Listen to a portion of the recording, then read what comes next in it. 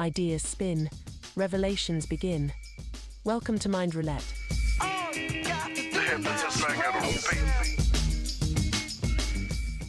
Good evening, ladies and gentlemen, and welcome to our episode of the Mind Roulette. Today, we're going to spin that roulette pin and we're going to head towards the Science Safari special on this podcast. Today, the journey will take us on an exciting adventure through the realms of the mind. I'm thrilled to introduce a childhood friend of mine and a true master of the mental wilderness, Dr. Hani Akasheh.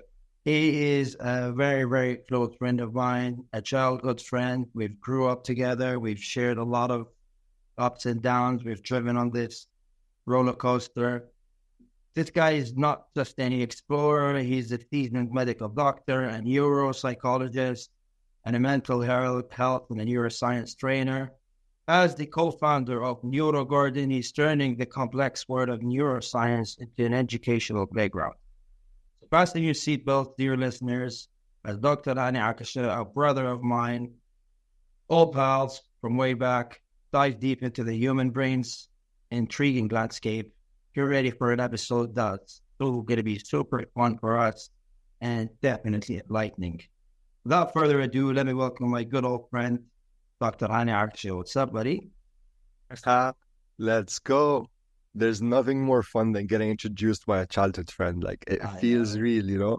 We've been on the roller coaster, childhood, school, Abu Dhabi. Like, this feels special, definitely. Talking to you in general, and then just like talking more about the things that we are both curious about and we're passionate about. I'm really happy to be here, really happy to kickstart this platform. This podcast is exciting. It's super interesting, Matt, to take a note on this and just to hold the brakes for a second and see how life separated us in a physical form away from each other, where we were literally seeing eye to eye every day, and to being dragged to the other sides of countries. And then now we get to reconnect, as we reconnected a couple of while back for a wedding of one of our special friends. And it was, we sat in the seating, and it was just like as if we were talking yesterday, and as if we were literally sitting yesterday next to each other and talking about whatever we were talking about. It's just so interesting. It's a trip. It's a trip. It is really a trip. It is. It's a trip back through memory lane. I mean, when you have a friend, when you have a friendship that is like 20 years plus, 15 years plus, that's a treasure, man. Like, that's a legit treasure. The inner jokes, the language, the silly things, the remarks, the memories, it's a big treasure that we all can share. And I felt it when I visited Abu Dhabi recently, and I was around you and around all the boys, and I'm like, wow, this feels good, man. When I came to Abu Dhabi, I understood why this research on Harvard University, the one that said that your relationships and the depth of your relationships really dictates your health and happiness. And I felt that, man. I felt that being back with the boys, being back with my childhood best friends, and I felt it, man. Definitely a trip. It's funny, like you're speaking on it from a very emotional point of view, and then we come to blend it with the craft of your profession, like the neuroscience and the way the power of your brain works. And it's kind of intriguing how we have a sit down, and then we never really thought about understanding the human brain from that angle, because we were always invested and blended in the topic of the conversation or the nature of the sit down, wherein if we pause for a second and just think about it for just a second and just go like, wow, I mean, my mind is taking me through all of these historical events that me and this friend of mine shared, and we're just seated in this closed room discussing things. It's just mind-blowing, don't you think? Oh my God, man. I always say it from my perspective too, like, because you mentioned neuroscience, that like neuroscience is a bit like a weird thing, like a brain trying to study a brain, or you trying to study you through the same tool that, you know, you're trying to study. So to me itself, neuroscience and understanding human emotions, understanding our humanness is such a mystery, because we are trying to study something that we ourselves are part of. So تخيل, just imagine that the complexity of human emotions, childhood memories, emotional connections, and a word I love is core memories. Like I have core memories with you, memories that are really hard to erase. They're core. They're like I have these visions of us like playing football. There's a vision of me and you fighting at some point, and then like, like there's all these memories are clucked up together. And yeah, man, we know so little about the brain, and we know so little about human emotions. Like, why is it Exactly. emotional when you talk to your friend? Why is it fun? Why is it mind blowing? It's fun. I mean, to establish. I mean, now that we've established this platform, this conversation that we're having right now, the thing that inspired both of us is the early inspiration and the personal connection to this field that you're in. So to kickstart it, I would love to give a view for myself at first, and for the listeners that will be listening to this. As a longtime friend, I've always been curious. I mean, what sparked your interest in neuroscience and neuropsychology during your early years? What was the motive? What was the A-bomb that triggered all of this? Actually, it'd be so interesting to tell you the story because you, out of all people that ask me this question, you actually know the person that has changed my life and got me into biology. I think you know who I'm talking about. Yeah. Oh, that's Mr. Bassam. Mr. Bassam. Yeah, God bless him. God bless this guy. My biology teacher in school, Mr. Bassam, you know him because me and you went to the same school. He was so passionate when he talked about biology, and I think he picked up on a passion in me, and he always gave me more. He always encouraged me. He always told me, you have a good mind for biology at the lab, in the recess, during exams. And I think he nurtured that curiosity that I had for biology, for the natural world.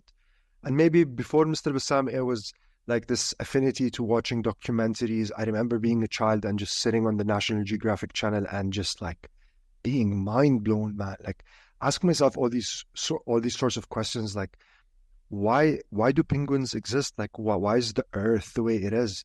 Like how did life emerge on the planet? So I think this like early fascination with life, with animals, gets translated into a fascination with the human biology and humans. And during medical school, my path was like really towards surgery because that was the thing I wanted. However, I felt like after being interested in animals and then human biology, I felt like the next thing that would grab my attention is the human mind, psychiatry, neuropsychology, neuroscience. Because to me, it felt like it is the most complex organ. And it felt to me like it was my natural progression into understanding not the outer world, but the inner world, not the outer universe, but the inner universe. So yeah, it's just like this emotion that humans and whatever is inside us, whatever drives us and animates our consciousness is a powerful, powerful thing. So I'm like, Yeah. yeah, maybe I should, study that. Maybe I should waste my life following that, studying that. It is. It is. I mean, that's close to poetic, to be honest. What you just said.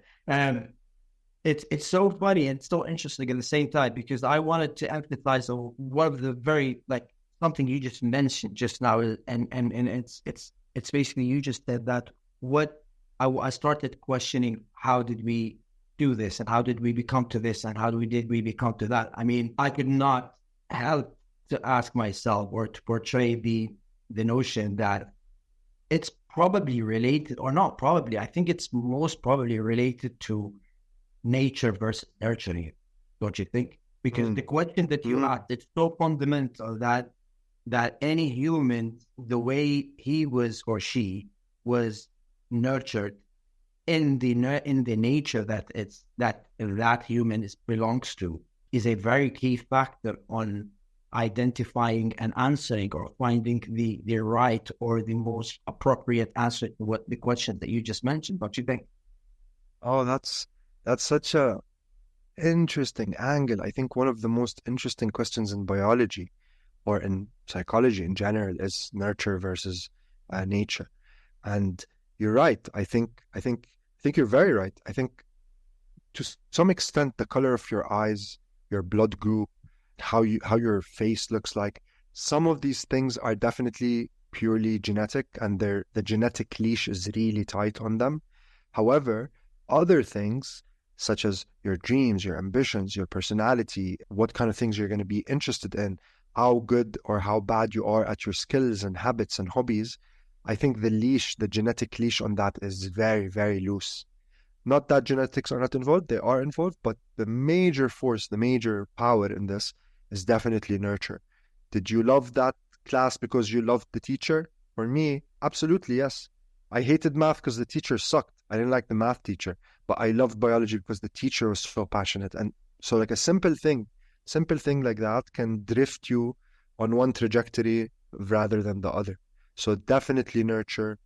I'm definitely in that school, support that school. That's why I spend a lot of time like talking to parents and talking to caregivers to babies, letting them know like just how powerful nurture is. It's good. Nurture I all mean, these skills and that is habits. it. That is interesting because I wanted to pick your brain on like from out of your own experience in this and from a reflective kind of view. The classic debate between nature and nurture, like from a neuroscientific perspective, and you being a polished or an experienced neuroscientist, then the question is, how would you reflect on this classic debate in shaping an individual's interest and expertise when it comes to nature versus nurture?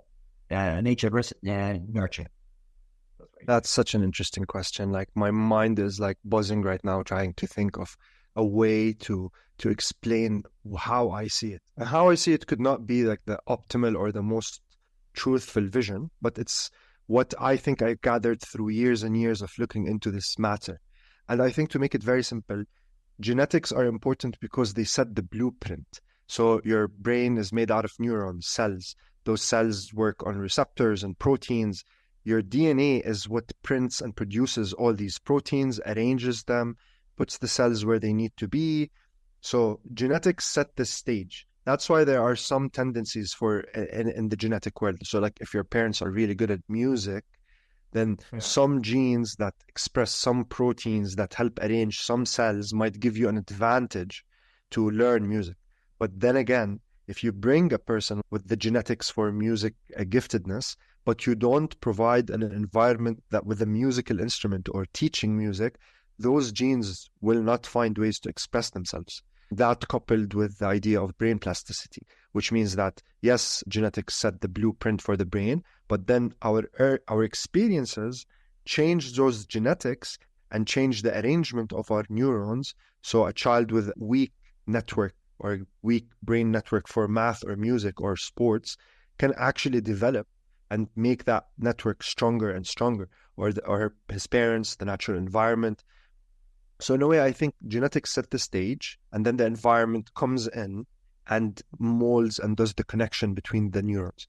However, there are some core genetic diseases that disrupt this whole process from the beginning. So like some debates that are to me personally, like autism, because we know autism has like these 600 genes responsible for it, but we also know that the environment is a big key factor in producing autism. And one thing that is really important for the listeners to remember that the environment isn't when the baby is born. Your environment is when you are in your mother's womb. Your environment is what your mom and dad were eating before they conceived you. Your environment is also your grandparents and your grandmothers, because whatever they were eating, whatever they were behaving, whatever their lifestyles was, is imprinted. It's generationally passed through the DNA. So yeah, that's one way to look at it. When we say our environment, it's our parents, our diets, our moms, were they stressed in pregnancy or were they not? Did your mom take an antibiotic that she shouldn't have taken? There's a lot of complexity into answering this question. But yeah, I see, to answer it quickly, they are one unit. Genetics and the environment are one unit. I think it's just an illusion we have to separate them as two different things, but in reality, they are one machine, they are one thing. Well, that's very nice to say. I mean, but like let's say you said the fluidity and the flexibility of this to be molded and shaped as a unit from the beginning, like from when you were a kid or you're in like a very like at a very early age. Do you think that this flexibility or fluidity remains constant as you grow, or does it decrease by age? And is age a factor numerically, I'm speaking, or is Is it something that's constant and we always have the ability to change and adapt in that shape, way, or form? I love this question. I absolutely love it because it touches on many things like Alzheimer's, like cognitive decline, Correct. I like mean, early brain yeah, development. Yeah, the way I'm thinking about it is like we know the science. The science says that the brain is bursting with activity early in life. It's just bursting. Kids and babies have more neurons than we do. They're burning more calories. They learn faster. They're technically smarter. And they are developing core unconscious memories in early childhood. That's why like 90% of the brain is developed in the first 6, 7 years. So it's shocking to me how much babies and kids are able to learn and how programmable they are by their environments and their parents. But then as we start sloping into the teenage years, the brain starts to slow down a little bit and become more specialized. It starts becoming more special. The networks, the neurons, they start losing some of the large number of neurons, and we start integrating the connections, giving rise for an emergent personality or emergent hobbies and interests and all that. However, at 25 years of age, around that time, all the development, all the buzz starts to slow down, and we actually start losing brain cells as we grow older. However, we lose almost 0.03% in our 20s, 30s, and 40s. We start losing a bit more than that in our 70s and 60s.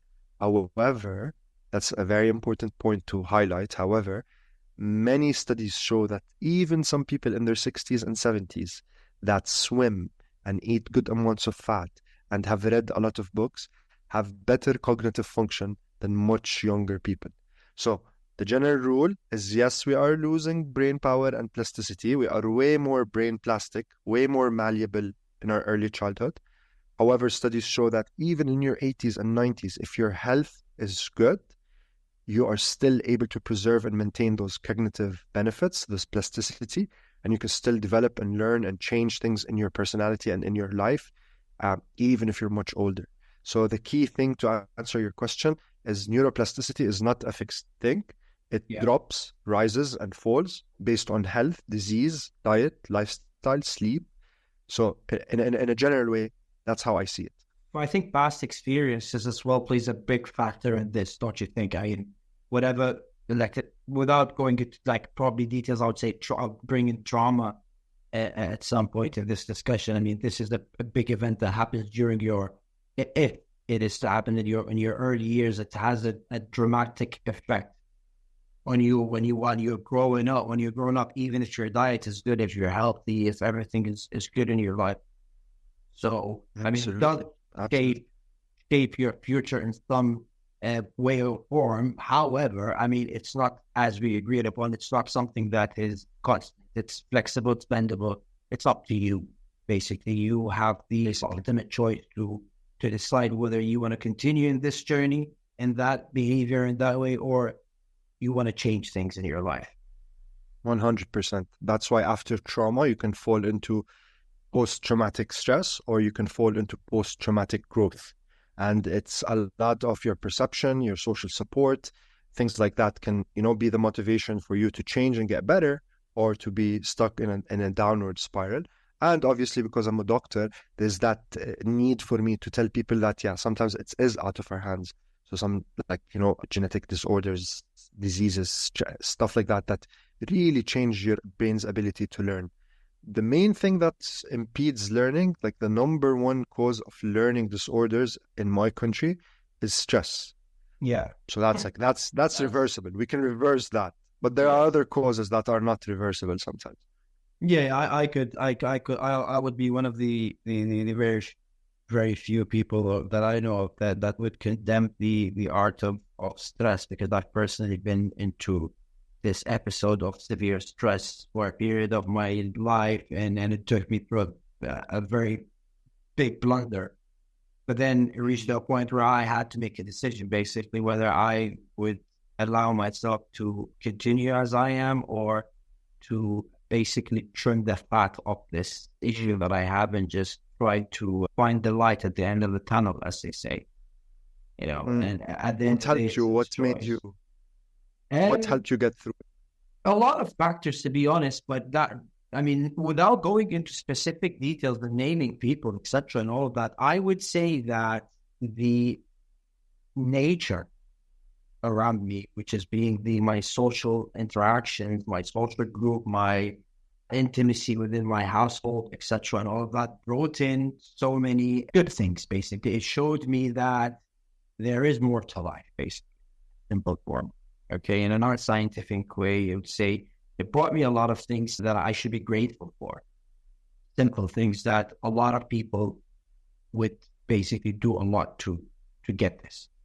And I was kind of blinded towards. I wasn't seeing things clearly because I was fogged by this ever constant shadow of dread. Like, because we as men, to be precise, we're always overachievers. We always want to achieve certain milestones before time, ahead of time, just to prove a point, whether it's a self. Prove a point to self or to others, parents that nurture here, to be like, okay, no, I could do this because they've raised me in that way, or they have always wanted me to excel in being that type of a human being, and so on and on. So I've dissected this over a long period of time, and I just realized that the issue is within. It's not something that was, let's say, fixed on the way I was brought up or the environment that I was in. So I reached a point where I had to pick the goods from how I was nurtured versus the goods that the nature around me brings to me, which is the environment, which is my circle of friends and etc. and all of that. By doing so, I reached to a point where I've had enough evidence for me to break out of this fog and just see the light at the end of the tunnel. And it was an experience, to be honest. And it wasn't a pleasant one, but I do wish it for everyone, to be honest. That everyone should. So I love asking people, how did you find the light at the end of the tunnel? I love this question because like just you answering that is like really emotional. Like think of the amount of people that need to hear this, man. Like think of the amount of people that are like searching for that, like wanting to get better, but it's difficult. It's a challenge every day. So like I love asking people who got better. Yeah. It is. And look, I mean, it's an never ending process. I wouldn't say that I am good, I'm fully healed or whatever. It's in the process. It's always, I mean, this is life. It's roller coaster. You live and you learn. There is no good experience and there is no bad experience. There is always an experience that you go through. And you always seek whatever that's beneficial for you out of it. Being good or bad. That's true. Whichever the outcome is. I mean, you have to embrace the minute you start embracing the scenario that you're put in, and basically acknowledge it. You don't have to accept it. Just acknowledging it is the driver for you. Acceptance comes through the way. It comes with it. I love that because you said it's not that like, oh, I finally got here. Now I'm perfect. Now I'm great. My mental health is solid. It's never like that. It's more like you're graduating. You're shedding skin. You're graduating from a level to a level. It's almost like a video game, and like you're 100%. 100%. Yeah, maybe it's funny. Yeah. It's very interesting to see it from that angle. By the way, very very interesting because we've always had this mindset, and I speak for myself. I mean, not judging or knowing others, but we've always been the people that want more, need more, seek more, etc., and all of that. And this is the root cause of stress, trauma, whatever it is, whatever bad that happens to you. And the fact that a lot of us, including myself as well, are more tuned up with our logical side rather than our emotional side. I mean, and this is something that I have witnessed it in myself to be one of my biggest flaws, per se, in certain ways. I call it, let's call it the curse of the gifted. Okay? Because having more leniency towards your logical side rather than your emotional, and not finding the equilibrium in between those two could be a very detrimental point in your life, because it will make you That is take like very wrong decisions. that is a core thing. It's a core thing. And like all the studies on, you see that what you said, like the part that is logical is running and managing the part that is emotional. In the brain, in the world of neuroscience, that is the frontal cortex, the cortex of Correct. the brain that is executive, organizational, metacognitive. And then you have those like lower animal-like structures, the limbic brain, where it's like high emotion. Fascinates me that kids that have been through trauma have thinner cortexes and less inhibition on their emotions. So just the fact that me and you are sitting here talking about how we are able to intellectualize and be logical without our human emotions, that means both your mom and my mom were great moms. Like Yeah. my children's great child, you know, like it comes with it. Because many kids that go to jail and end up doing crime, and many kids that end up being violent and going through problems in their lives have a missing thing in their childhood to develop that part of their brain. So they're living in their emotion, and it's intense, and it's like could be intense for a kid like growing up in poverty, growing up in Oh yeah. like trauma, war.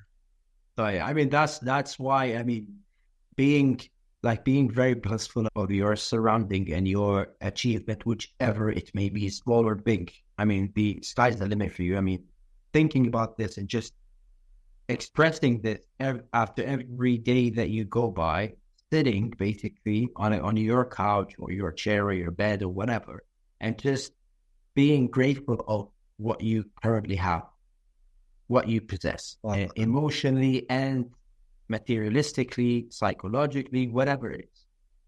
Just This is the acknowledging second time this. you mentioned.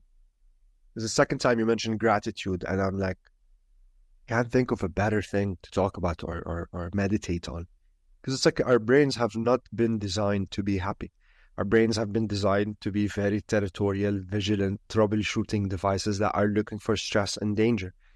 And I feel like gratitude, that single emotion, gratitude, is definitely a key to humanizing the brain, making it more calm, making it more appreciative, more mindful, more connected to the now, and very linked to mental health. Like people who practice gratitude and are grateful by nature are more likely to be happy.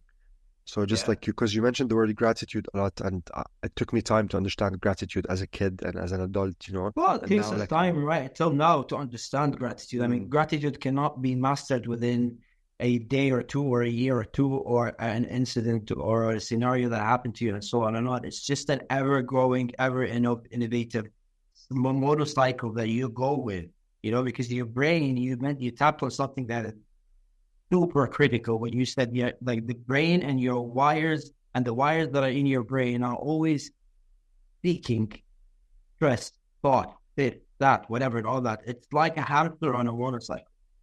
So when you present the art of meditation in any shape, way, or form it might be, okay, that basically it kind of tones your brain down. It tones it down.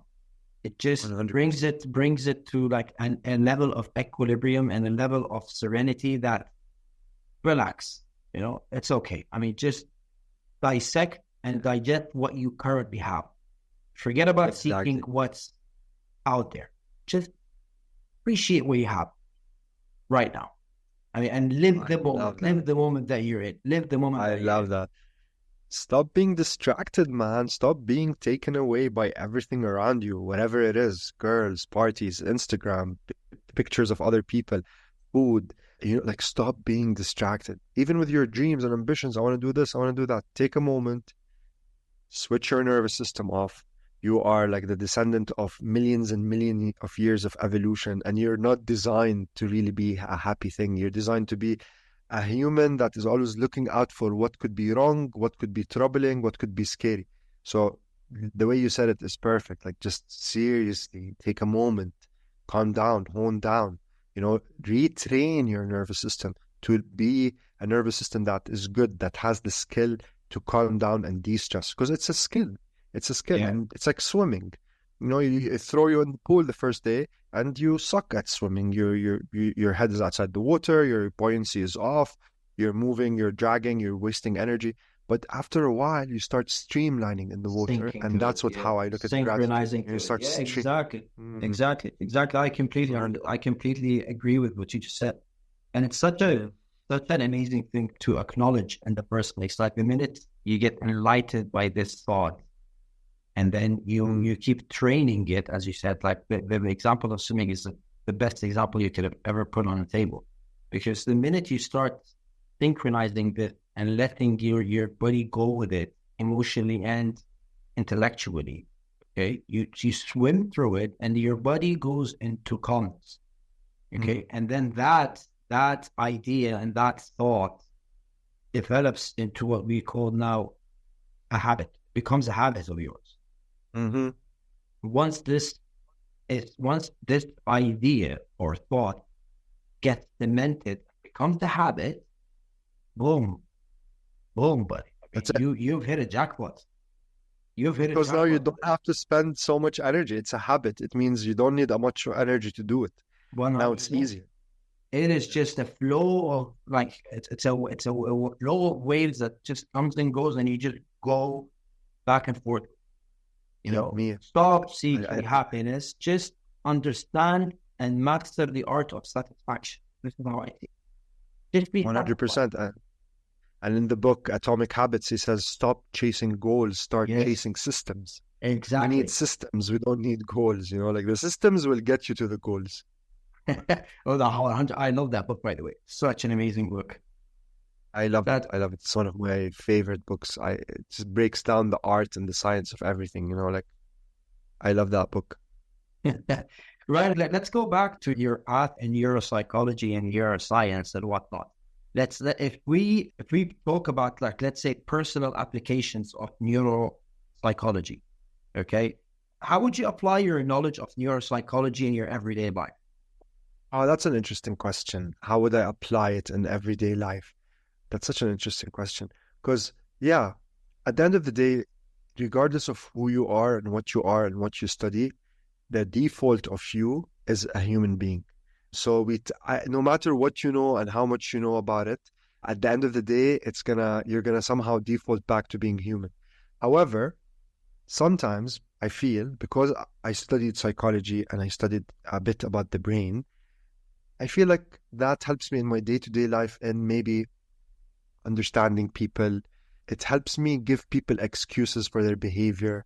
You know, like, okay, I get it. I get why this guy's angry. I get why Benefit of this the doubt, person is. basically.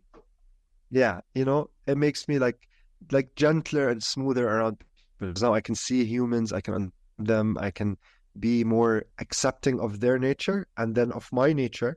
So it makes my communication with people fun. So I would say neuropsychology makes my everyday communication interesting.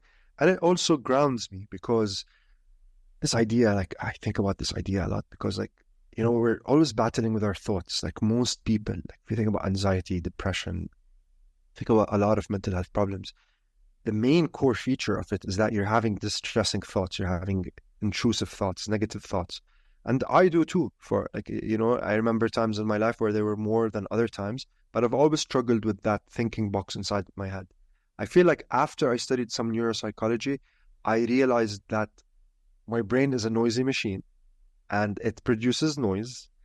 And this noise really depends on your energy level. So if you slept well or didn't sleep well, your brain will be either more noisy or less noisy.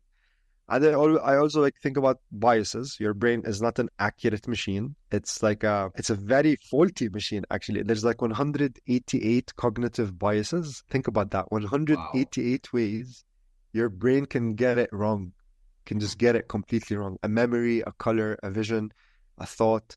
So there's a lot of biases. So I check in with that. When I'm having negative thoughts, I try to ground myself. I try to remind myself this is a very noisy machine. It's very energy dependent. If you're tired, if you're out of motivation, if you're having negative thoughts, maybe it's time to rest. You can rest for a little bit. You can recharge. So yeah, I would say the art of understanding the human brain has helped me in ways of charging myself, regulating my nervous system. It's helped me in some relationships. It's helped me in learning and memory. So like when I want to learn a new skill, because I know Like, for example, taking breaks is very important when you're learning a new skill. Having good omega and fat in your diet is important for neuroplasticity. So sometimes I find the thing that I studied helping me in day to day, and on some days I am a complete mess, man. Like, I'm moody and I'm angry, and everything I know about neuropsychology does not apply. So it's just like a weird thing. Well, that's your emotional side that jumps into it, I think. When you feel that everything is just chaotic. I mean, yes, we do preach about things that we hope people would understand and follow and abide by and learn from, etc., and all of that. And we sometimes forget the fact that sometimes we preach on things, and I think a lot of us humans do that as well, including myself first. I sometimes preach about things to my friends and my colleagues and whatever, all that, to do this, that I myself haven't understood yet, or I can't even follow it. Yeah. And it's part of us because we want to advise people, we want to help, Yeah. And it's just think, you know what? I mean, sometimes we miss out because of the alpha ego that we have. We miss out to mention that basically I'm giving you this piece of advice because I am yet to understand it or to master it or to know it. Well, we preach it from a perspective that, oh, we know this and as if we're doing it and whatnot, and we just carry on with our day. I mean, I've had an incident or two where I did that, and then I thought to myself halfway through talking to one of my friends and preaching about this, and I'm like, I mean, I'm giving this guy a piece of advice that I should be following it first before I preach it to that person. Yeah. Why? Yeah, no, that's funny. And it's just I wonder why.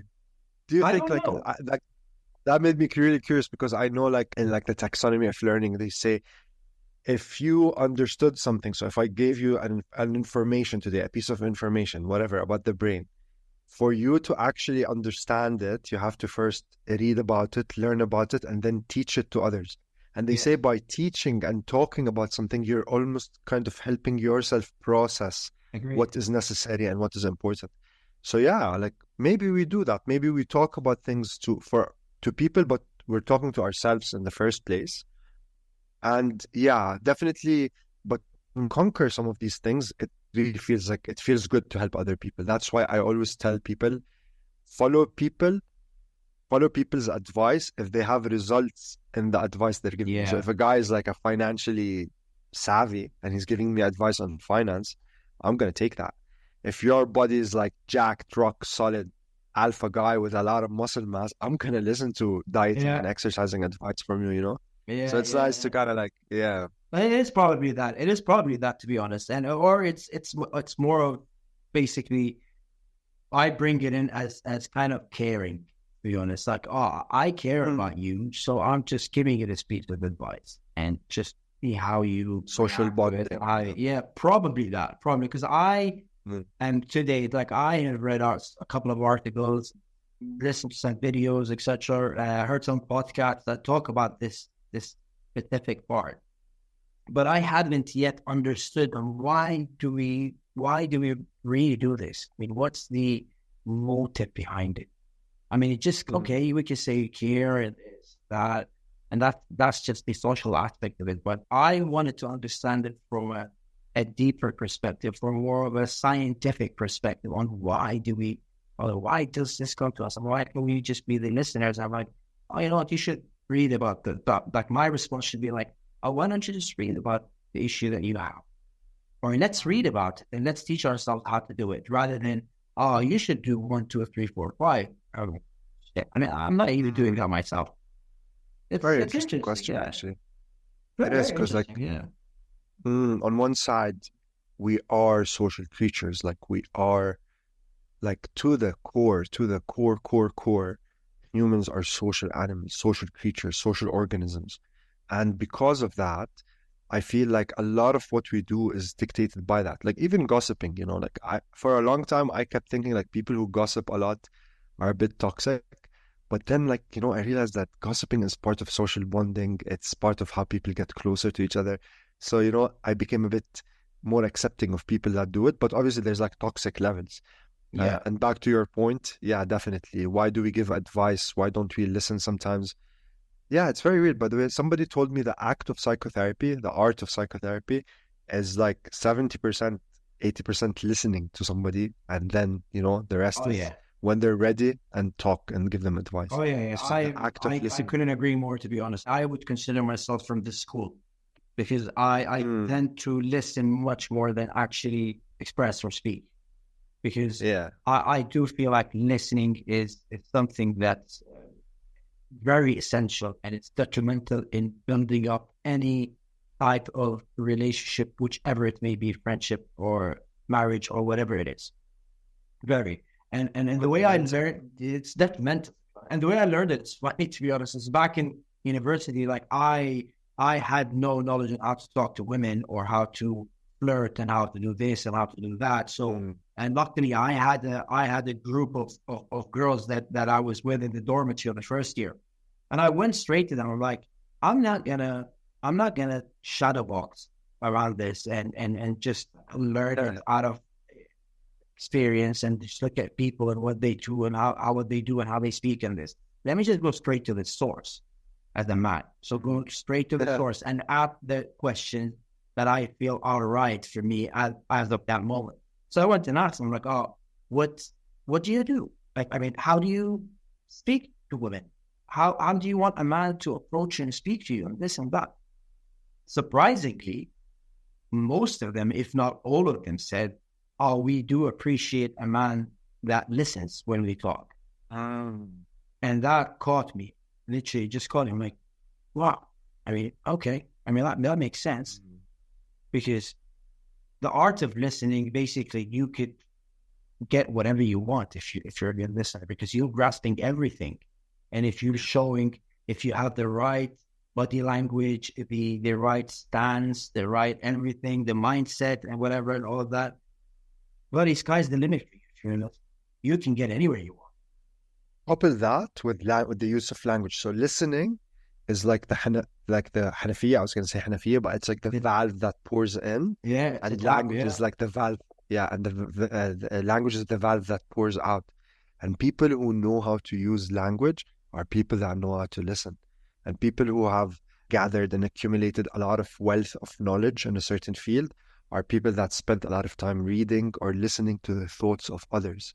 And that's like just from a general sense. And from an emotional, relational sense, yeah, man, I think it extends to one gender, perhaps all genders.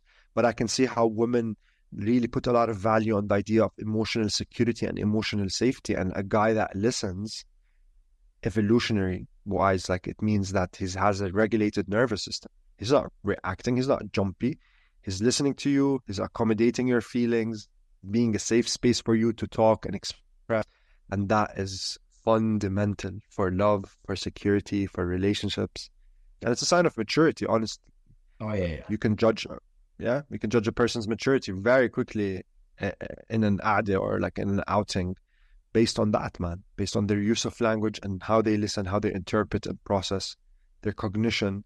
Shows a lot of maturity or lack of it, It's brilliant. You said that you said recognition, which is something that I hold very high value and great value of, because acknowledgement, I mean, listening is one thing, but acknowledging the person you're listening to, no matter what his or her ideas are, whether you agree or disagree with, is very, very, very important in any sit down or that involves a certain discussion, being a deep discussion or just a social discussion.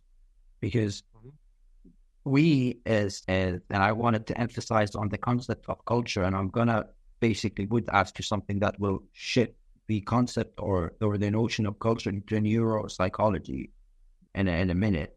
And listening and acknowledging your listener, whoever you're listening to, is actually even more important than actually understanding what that person's talking about.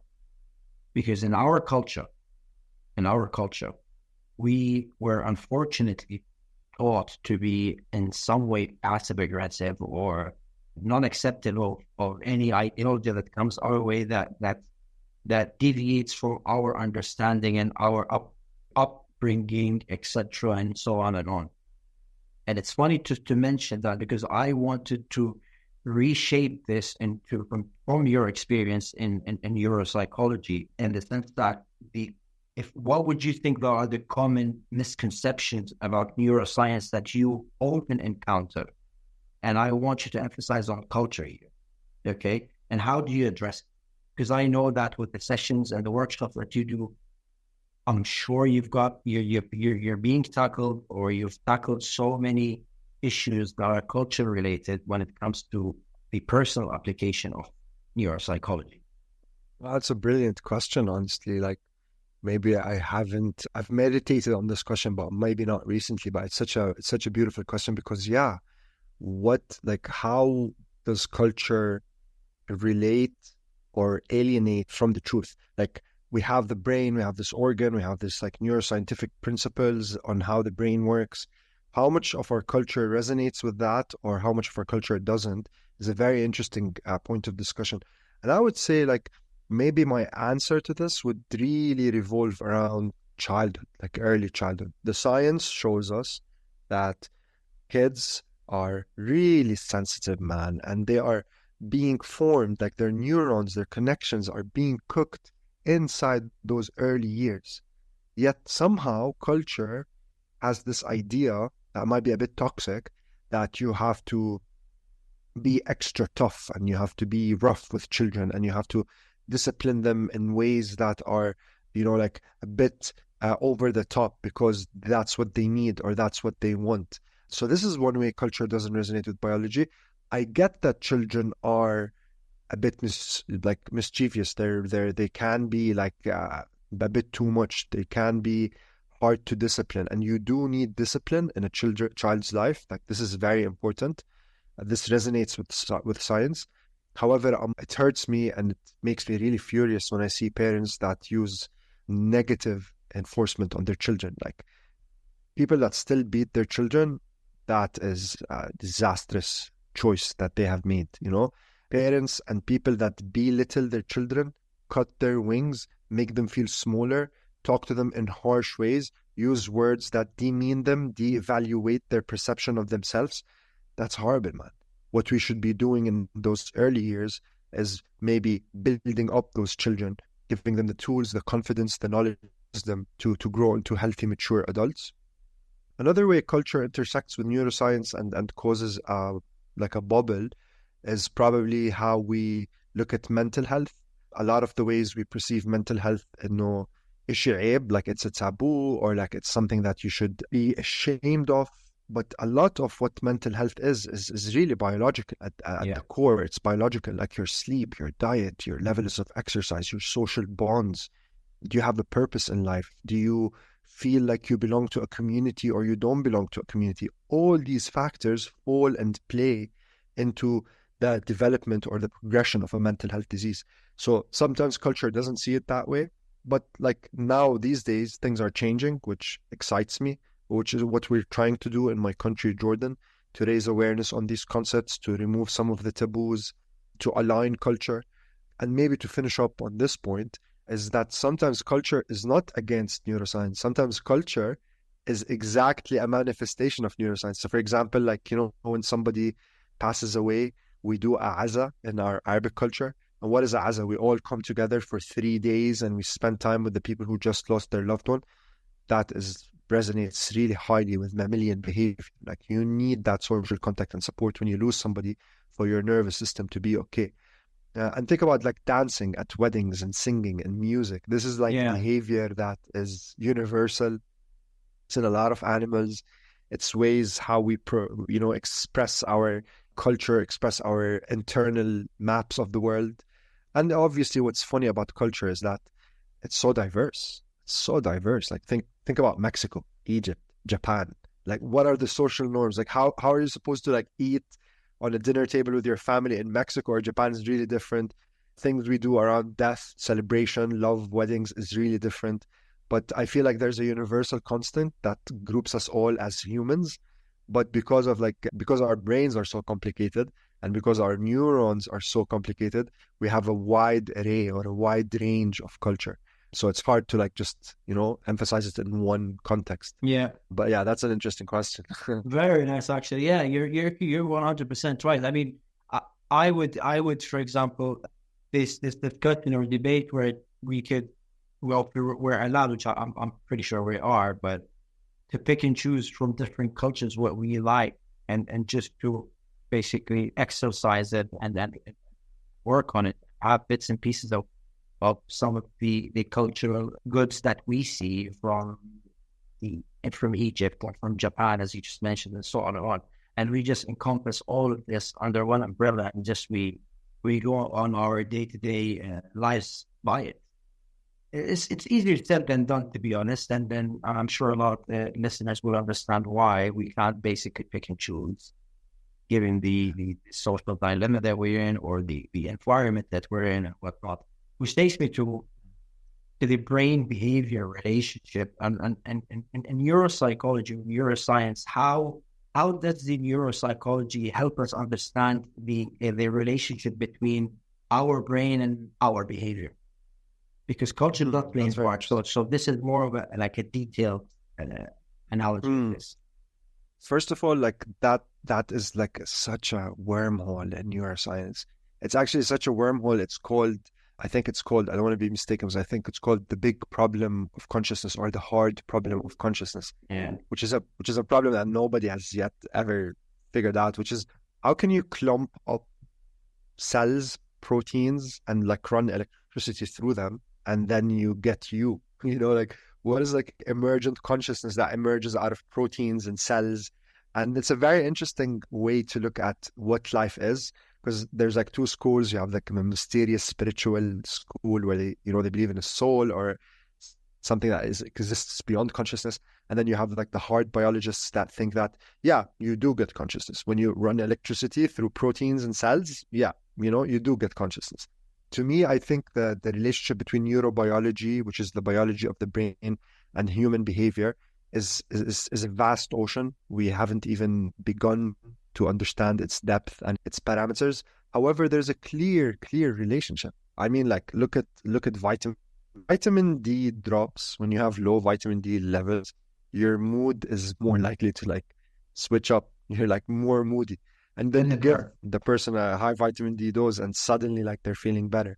Or it's like thyroid function, for example, more thyroid hormones make you a bit more agitated, a bit more anxious. So there's a lot of connections. I mean, like the classic example they use are like strokes and tumors or accidents. So a person comes in, they either have a stroke or a tumor or an accident in some part of their brain. And because of that part, they lose some certain function or some certain behavior emerges. Like split brain patients, like they take care of one side of their body, they don't take care of another side of their body. Sometimes people with certain strokes or tumors in certain areas of the brain, they get a bit more aggressive, they get a bit more disinhibited, they start suddenly gambling more, making poor financial decisions, and their wives and kids don't know why, but then they do an MRI and it's like, oh my God, the guy has something going on in the brain, So I keep reminding myself that your psychological world on some level must be a reflection of the biological world, but because the line of interference is so flimsy and vague, because neuroscience is flimsy and vague, we still don't know much about it. But yeah, I would say core neuropsychology, your biology dictates your psychology, and definitely the more we're going to understand about our brain, the more we'll be able to answer the question you asked me. Very nice. Yeah. I mean, I would hope that at some point we get a valid or a concrete outcome to this, and we would understand it even more, because I think it's something we should invest in personally. Actually, we wouldn't need a specialist to come and intervene in this. We would love to hear it from people like, for example, you. But I would always commend people, including myself, to do self-research about this and understand this even more. Not just scientifically. I mean, it could come from a social perspective. Just putting pen to paper in this, understanding and asking the questions of why and how, and okay, and if we do this, what's the outcome? If the outcome is that way, what's the motive behind it? What's the end goal behind it? Yeah. Einstein said the universe is like a riddle, like the greatest riddle of all. And everything is like a mystery, man. Human consciousness is a mystery. The why we exist, who we are, and what we're doing here is a profound mystery. So I think you're right. I think it's an appetite for curiosity and this appetite for learning and understanding, I think is what develops a character. And I think the more you play along with this exercise of trying to figure out who you are and what you are, the nicer of a person you become. Like, like you become actually like a nicer, kinder person. Yeah, you have a good understanding of what this thing is, let alone what this thing is. When you understand it, it's different than when you're just spinning around like a headless chicken, not knowing what's going on, and you just spinning in circles. Yeah, like exactly why they said the movie The Matrix is not a film, it's a documentary. Because like if you think about it, like a lot of people are dreaming that they are awake, but most people are dreaming that they are awake, but most people are really unconscious, man. They really run their lives on a certain program, and if you were to crack outside of the program, go and do your own research, try to figure out your own perception on the universe and on what it is to be human, it humanizes you in the process, makes you kinder, makes you sweeter. Yeah, I couldn't agree more with you. And you've tapped in on a term that I myself, for example, that among listeners, I'm not sure they know much about. I don't know much about, which is neuroplasticity. You've tapped on it more than once during our conversation just now. Could you explain what it means? What does neuroplasticity mean, and how it impacts our ability to learn, adapt, or understand? It's a very beautiful concept, and I'm a big proponent. I'm a believer of the idea of neuroplasticity. If more people meditated on it, if more people knew it, I really feel like it's a message of hope. It could be like a message that is really hopeful at the core. And to make it simple, neuroplasticity is the idea that our neurons, our brain is made out of neurons. These neurons become networks, and those networks have specialized functions, and all networks kind of like work together to produce other functions. So it's like a hierarchy, like a big web. Neuroplasticity is an idea that says that this web or this hierarchy or these connections that are made by these neurons are very adaptable, and they are very malleable, and a signal from the environment, if it is to be repeated and repeated over time, that signal can end in a transformation in the physical structure of the brain. So the actual physical connections, they will change according to that signal. And neuroplasticity, it's very simple. Like most people already believe in it. Like most people don't know that this is what it is, but most people already know what it is, which is the idea of like how you can get better at a skill. It's why if you give a child a football when he's young, he becomes messy somehow. Obviously, there's a lot of factors involved, but it's that early childhood, early plasticity. It's the ability of brain to master a skill. There's a lot of books on it. There's like a book about it being like 10,000 hours till you become like a ninja at something, like a master at something, regardless of what it is, like dancing or cooking. Some people say it's less, some people say it's more, some people say it depends on your age, some people say it depends on your lifestyle. But yeah, neuroplasticity, in brief, it's our ability, the brain's ability, therefore our ability to respond to our environments, adapt and change. And it's obviously, not to go into details, there's like many kinds of neuroplasticity. Part that works on the neuron, parts that works on the tail, parts that work depending on time, parts that work on depending on electricity. So it's a complex mechanism, has different types and structures and styles. But what people should know is that it's very fast. So like even in the hospital, when I get a patient and he had a stroke, if I wait 5, 10, 15, 20 minutes to do an MRI, already the brain is adapting and wiring up according to the stroke, like making left connections, right connections. So it's a fast process. It's a process that you can feel immediately. If I ask you to brush your teeth with your left hand, if you're right-handed, you're going to start hitting your gum and looking really silly. That is basically how, you're not trained in that new network. So the more you brush your teeth, the more you do things that you're not used to, the more you enhance neuroplasticity and the better you become. You're just like basically in simple terms, when you were playing football, you're right-footed, and you train your left foot to kick more than once, and you get it's adaptation basically. So it's more basically basic. doing a workout for your brain basically. to train it. That's it. That's Yeah. literally it. Like Man, that's a workout. That's amazing. That is my look. I've done it. I've read a couple of articles about it, but I was absolutely clueless. I mean, I didn't know what the on earth what were they talking about, because it was probably because it was a bit too scientifically detailed for my own knowledge, per se taste. I don't know, but just you explaining it in that way just makes it so much simpler and makes so much sense. But that is something mind blowing. Where do you see the direction of neuropsychology, the future? Where do you see it? Where do you see it headed? Definitely pharmacology. We will be creating designer molecules, designer drugs to treat special conditions and psychiatric, neurological problems like depression. I can definitely see technology already in the UK. They're using transmagnetic stimulation. They're using magnetic fields to treat depression and anxiety. And that's really successful. This is not like a cliche or nuance tools. No, this is like really researched. And it's in every hospital in the UK. Like this is a big deal. So they're using magnetic electricity. They're using different kinds of molecules and compounds. I see the future of neuropsychology also in fields like learning and education. The more we learn about our brain, the more we'll be able to teach people better, understand the process of learning better. Obviously, if I want to go like completely dystopian Black Mirror on you, I can see like, Tesla running the Neuralink generation 5 and 6. Yeah. That could happen easily. Yeah, I was gonna that's like when I first heard of it, that kind of caught me on guard. Like I was like, whoa, and that thing is scary. I mean, I don't know whether to place it as something good or something bad, to be honest. I mean, because I probably maybe make believe that it's a story with two ends, depending on how it is being utilized, I think. But the overall idea, like when I first heard it, I'm like, that's scary. That can't be good. Like that's literally the first impression that I had. I'm like, that cannot be good.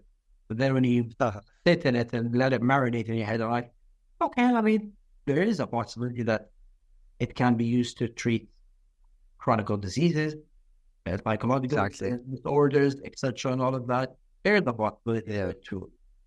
But I don't know whether placing something like that in your brain will let you, for example, lose the ultimate control of yourself and have someone else control you to a certain extent. I mean, I'm ignorant about this, to be honest. I'm just speaking of my. It's a bit early.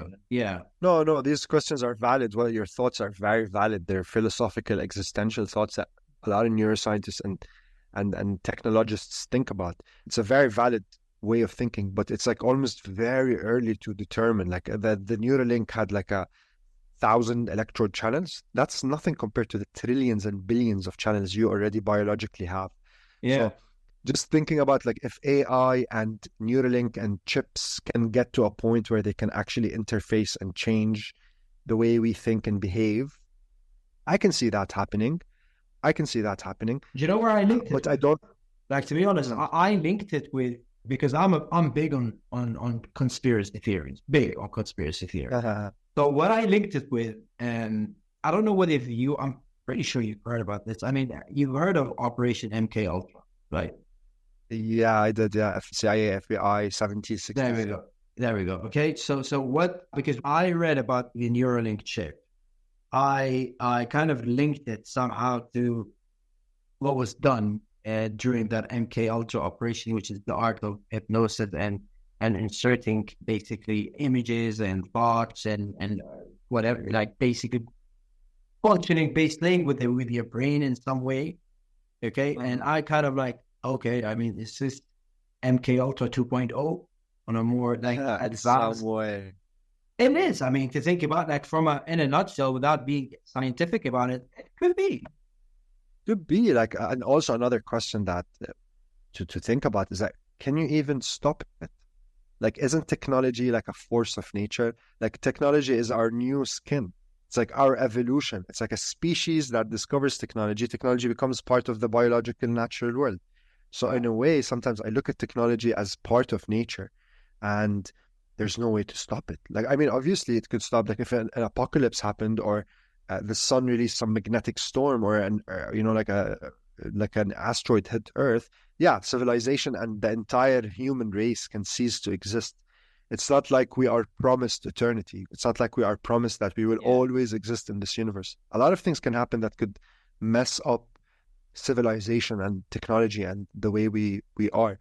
But if we play out the algorithm, if we play out the tape, that everything would go okay and the planet won't have any disastrous challenges, technology is going to be a part of our new skin. Technology is just going to be a part of how we are and what we are. And it's hard for us sometimes to like think about the long run, you know, we're just trapped in the temporary timeline of our lives. We're just thinking, yeah, 2024 becomes 2025. Yeah. But what about the year 3752? Like, think about that. Like, think about 1,000 years into the future.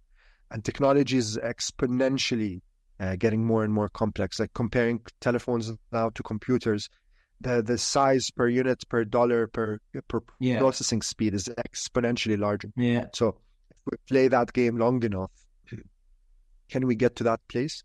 And there's also this analogy that like with whatever you do, there will always be that like light and dark, that like polarity, that yin and yang, like nuclear power. You know what I mean? Is an example of that. I mean, I'm with this if it is properly contained, but I mean, going back into the humankind history, back like since God knows when, the atomic bomb and so on and this and that. I mean, it's a sort of two-end. So it can be used for good and it can be used for bad. So we as humans are given the choice, and unfortunately, by I say humans, we're not all humans have a choice. Usually, it's have the choice, okay, to make the decision on behalf of us, whether we like it or not. But in a sense, that it's a sort of two ends. But I could agree with you that maybe technology is something that is part of our life and will be kind of a necessity in the coming years or months or decades or whatever it may be. But I'm kind of from like a firm believer of the rubber band effect. It's that, okay, I mean, we're evolving, we're being innovative, technology is coming in and whatever, all that, and we are just expanding in this realm and whatever. But at some point, this will stop. I mean, I do not see this continuing for an infinite time. Or, I don't know, I mean, I wouldn't put a number to it, but it's a rubber band effect. At one point, the elasticity will stop. I think we'll have to go back to how it started. That's a very interesting thought. I mean, like, okay, take this example you said and don't apply it to us or the planet or technology. Take this effect and apply it to the entire universe. There are a lot of evidence, a lot of studies, a lot of people that say that the universe itself, the whole thing, not just you and me and our planet, the whole thing, all the stars in the sky, the whole thing, the whole shenanigan, is like a candle burning in the dark. Like, it has a time limit. It has an age that the entire universe at some point will go as opposite to the Big Bang. It will go to something like a big freeze. Everything will slow down. All the stars will be very far away from each other. And then they say it will restart. A new baby universe will come out of an old dying universe, just like a new baby giraffe comes out of an old dying giraffe. Like, there's almost like this death and rebirth in all layers of the universe. So the rubber band effect is a sexy idea, if you ask me. You know, like, if you apply it even on a larger scale, it's a sexy idea. Yeah. I mean, I truly do believe that. I mean, I guess we'll just have to wait. Yeah, I guess we'll just have to wait. It just goes to that, bro. We just have to wait and see. If we get to see it, we're lucky. And talk about Neurogarden, man. I know the company that you guys started, you and your beloved brother, is growing. You're attracting a lot of people. I am one of your biggest fans, to be honest, in this. I do truly appreciate whatever you guys are doing. I do see this hopefully going miles and miles from where it is right now. So just give us the brief on this and let us know how it started and what do you guys do. Appreciate that, man. Neurogarden is like a dream me and my brother Faris had for a long time. And it emanated out of a personal experience. I mean, me and him were far apart for so many years. He was studying in the university. I was in university. And then as adults, when we reunited, we realized how each of us has been struggling in their own way, and how our curiosity to learn more about nature and the brain, and especially learning about things like about neuroscience and brain plasticity and meditation and gratitude, have helped us so interpersonally. Like, it helped my relationship with my brother, and then it helped me and him individually and in our mental health. So when we realized like how this wealth of knowledge, this wealth of experience wasn't being talked about or wasn't being shared as much as it should in our country. So that's when me and him were like, okay, guess what? We're going to try to make all these ideas into courses, into fun workshops where people can come, use technology and science and learn about the brain. And Neurogarden is that. Neurogarden is a platform for adults and people to learn more about the human brain.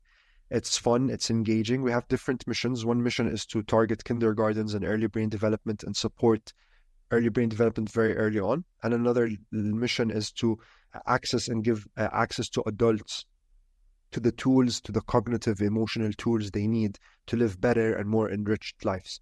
So we go around, we train companies, universities, organizations. We've worked with a big list of different clients. But the core and the core of the story is just like two brothers that were sitting around the kitchen, and they thought that maybe people should know more about the brain. It's still a baby startup. It's still catching up. It's growing. Thank you for the shot on Neurogarden, and I hope one day we can get it out there for more people to learn and have fun learning about neuroscience. But yeah, it's a process, and we're enjoying it. We're enjoying what we do. So I guess I'm grateful for that. I'm grateful. No, as long as you guys are enjoying it, I mean, this is the key to success. To be honest, I see it's tricky because you love what you do, and you're passionate about what you do, and you're working towards enlightening people to see what they cannot see within themselves. That by itself is an award-winning mission. You get what I mean? I love that. And it's not every person has the capability or the willingness to just drop everything. And I mean, you know what? I'm sitting in my kitchen, as you said earlier, brother. We have an idea, let's go execute it. Ideas can come and go. We can sit and float around and we can brainstorm 1,000 ideas. But the fact that you guys have started implementing this idea and reached out to a lot of people, and people are listening to what you guys have to present to them or are presenting to them, and people are learning from this, including myself. Okay, I mean that by itself is a grand gesture. So I truly appreciate what you guys are doing, and I appreciate you guys, the people as well, because we're family at the end of the day, and I wish you guys nothing but success and nothing less. So much love for receiving that from a childhood friend, from somebody that we admire and we look up to. Just being here on this podcast, just feeling the vibes, talking to you. And I feel like this podcast and this energy is meant to grow. I want to see it grow. I want to come back again as a guest again and again. I just think with the podcast, with the button hit on record or no record, I just love talking to you and I love exploring things with you. And even this podcast, it feels nice. Like before we started and now I feel like more energetic. I feel a bit calmer and nicer because we just talked about a lot of things. And I think that's what makes you special. I think that's what makes Mind Roulette special. And I'm excited to see more guests, more voices, more ideas on this platform. I truly appreciate what you just said, man. Honestly, like this is the what you mentioned now is the absolute only motive, I would say, as an outcome for this podcast. Because for me, podcasting has always been a hobby, let's say, or something that I would love to listen to. So when I decided to make the jump and create a podcast, I did not want to get stuck on all of the limitations that I have, that it has to be scripted, I have to talk about a topic and this and that. I just want to create something that it would give me personally the ease to express myself, whether as an introvert, okay, and to basically let people know about things that maybe they already know about and they want to explore more to, or things that they don't know of that they would love to hear and whatnot. I But at the love end that. of the day, it's two people sitting there having a discussion. The only difference is that there's a microphone and there's a record button. That's it. Absolutely, absolutely, and that's why I love this experience, and that's why I think you'll go places and you'll get really nice voices on this podcast because that's the attitude. It's a relaxed attitude. It's a curious attitude. It's a mindset that is you're having fun. You're enjoying this, and like you said, like you told me like 5 minutes ago, this is what is needed for the success or for the fun of any project to occur and to happen and to enrich your life. You know, these sessions will enrich you and they will touch you as much as you're touching the audience and touching the hosts and the guests that you're bringing. So I think I love this experience, and I'll be back. I think this is just Oh this yeah, is yeah, fun, you'll and be we'll back. You'll be do some back. You'll be more. back. Yeah, yeah, we'll do you some UFC as well. So you're in that as well. Yeah, yeah, Oh yeah, my yeah. God. That Oh, that is something. please, let's make it about the UFC. Please. All right, I appreciate you, bro. yeah, yeah, love, man. Before we close out, I want to basically, if you want to give out a shout out to your social media credentials for Neurogarden and whatnot, go ahead. Yeah, definitely. Instagram, we're very active on Instagram. So it's Dr. Hani Akasheh, like my name on the podcast. And it's Neurogarden, neuro and dash with a garden. So it's like a garden of nerves, a garden of the brain, like the brain is a garden. So these are like our hashtags. Yeah, man. I appreciate the platform, I appreciate the support. Thank you, Habibi, for giving us this lovely conversation. And I can't wait for our next one. Love, bro, brother. Thank you so much for accepting this. And I hope we'll just meet again and discuss future topics and we'll kick it from there. For sure. Can't wait. Appreciate it. Appreciate it, man. Love. Thank you, guys. See ya.